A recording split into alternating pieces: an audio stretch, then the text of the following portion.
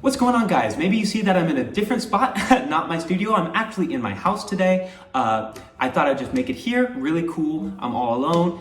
Thought it'd be a great place to do. So today's topic, as you know by the title of this video, is major seventh shapes. What are they? How do they work? And how can I play them on guitar? So to start off, let's discuss what is a major seventh chord, what is a minor seventh chord, what is a dominant seventh chord, what does a half diminished seventh chord look like, what are these chords, how do I construct them, what are they? Okay, so let's talk about this. So to start off, if you don't know what a C major scale is, this is what it is. C, D, E, F, G, A, B, C.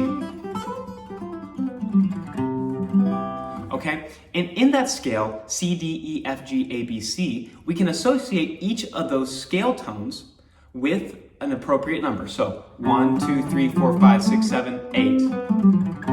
1 being C, 3 being E, 5 being G, 7 being B, and then 1 being C, obviously. So why am I telling you this? Well, to construct a major seventh chord, you're going to need four chord tones. So you're going to need the root, which is 1, you're going to need the third, which is 3, you're going to need the fifth, which is 5, and you're going to need the seventh, which is 7, okay? So as we just discussed in a C major diatonic scale, what are those 1, 3, 5, 7? Well, it's C, it's E, it's G, and it's B, okay? And how does it sound together? Well, it sounds very pretty. Cool. Pretty, yay. Okay, so how can I construct this? Well, let's talk about that shape that I just played. So I'm gonna teach you guys right now 2 shapes that I think are the most fundamental major seventh shapes that you should learn first. And then we're gonna discuss minor seventh chords, and then we're gonna discuss what are those 2 basic shapes, how can you play them? And then in another video, maybe we'll discuss dominant seventh chords, how they function, how this functions. What is that? That's a minor 2, 5, 1, going to a minor 7th chord, minor 11th chord actually with the C. So let's discuss this. So 1, 5, 7, 3. Okay, so that will be C on the 3rd fret, 5th string. That'll be G on the 4th string, 5th fret. That'll be B on the 4th fret, 3rd string, and that'll be E on the 5th fret, 2nd string. And then you can play the 5th up top too if you'd like, which is the 3rd fret, 1st string.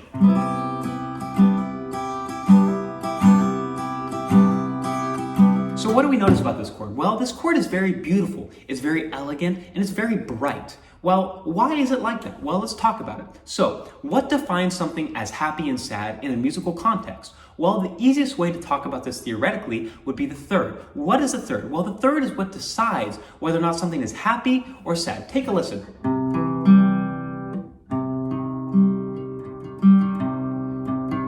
Sad, happy, sad.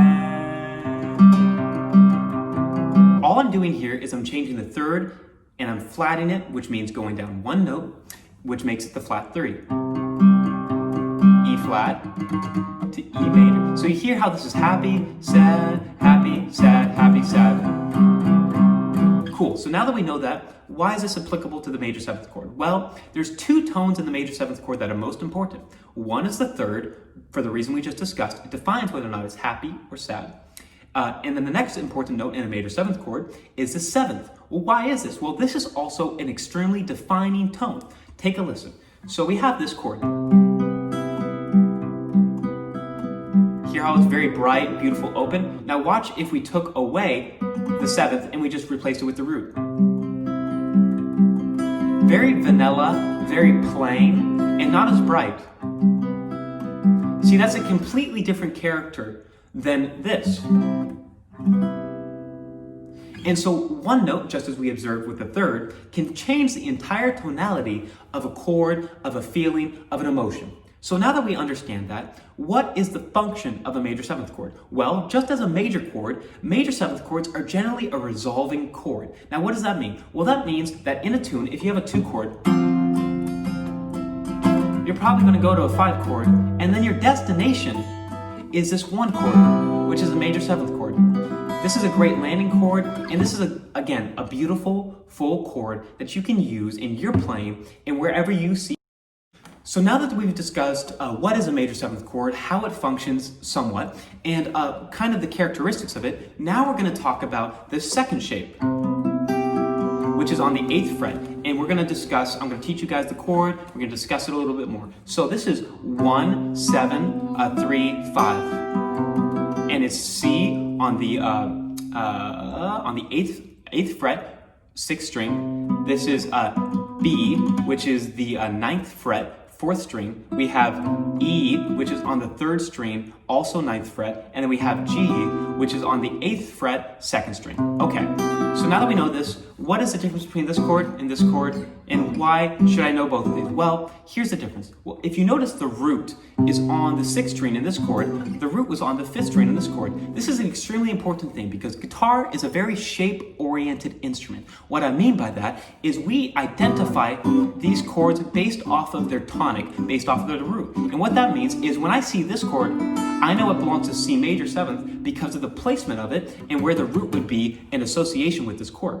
Now, this isn't to say that you can't learn the guitar in a different way that isn't so shape-oriented, but this is the best way that I've learned, and this is the way that a lot of my teachers, colleagues, and people above me have taught. So, you associate generally your chord with the root and where it is. So now that we know that, what we're going to be able to do in the future, once we continue to talk and discuss major 7th chords, chords in general, is we're going to be able to expand upon just this basic shape and understand what it means to play all these chords and how they function. So, in whole, a major 7th chord is 1, 3, 5, 7. 7, okay, in a diatonic scale. And you want to learn these two shapes first because they're the building blocks to which we can expand upon and then learn other chords and other varieties of major 7th shapes on the guitar. So in a whole, use this sparingly. Now, I've gotten in trouble a lot at gigs because I've thrown in this or thrown in this or thrown in this when I really shouldn't have, where I really should have played this, you know, a very vanilla chord instead of that or instead of that. Now, the reason I say this is because I don't want you to go and just throw a C major 7th chord in every single song that you play just because it sounds pretty. I want you to use this chord because it's in the appropriate place, it's in the appropriate time, and it suits the music, it assists the music, and it supports the melody and the other instruments playing. So, as a whole, understand and try to grasp what it means to be a major 7th chord. So if you're in D major 7th, what would those 4 notes be? Well, that would be D, A, C sharp, and then what's the last one? You gotta figure it out yourself. You gotta know, right? It's the 3rd, right? It's F sharp, okay? So these are things that you gotta know offhand. These are things that you gotta study. But again, just for clarity, if you take the shape, you can move it anywhere, and now it's associated with that root and therefore that chord. So I just took the same shape, moved it up 2 frets, and now it's D major 7th. I can take it up, and now it's F major 7th. Take it up, now it's G major 7th, A major 7th, so on, so on, so on, so on. That's why I put an emphasis on learning the shapes and the roots associated with it. But as a whole, this is the basis for jazz, this is the basis for a lot of Western harmony, and this is the basis to understanding what's on your instrument, how can I better use it, and what colors are possible for me to make to display in a song, in an emotion, in a story, in a character. So, thank you guys so much for checking this out. If you enjoyed this at all, I make these for free for you guys. If you hit the subscribe button, if you hit the like button, if you comment below, it helps me beyond belief and it can completely change my life. So do me a favor, subscribe, turn on the bell notifications, and check out the next video, which will drop tomorrow. Every single day I'm going to be posting videos, just trying to teach you guys, trying to help you guys. So comment down below what you would like me to discuss next. I think we're going to go into minor 7th chords next.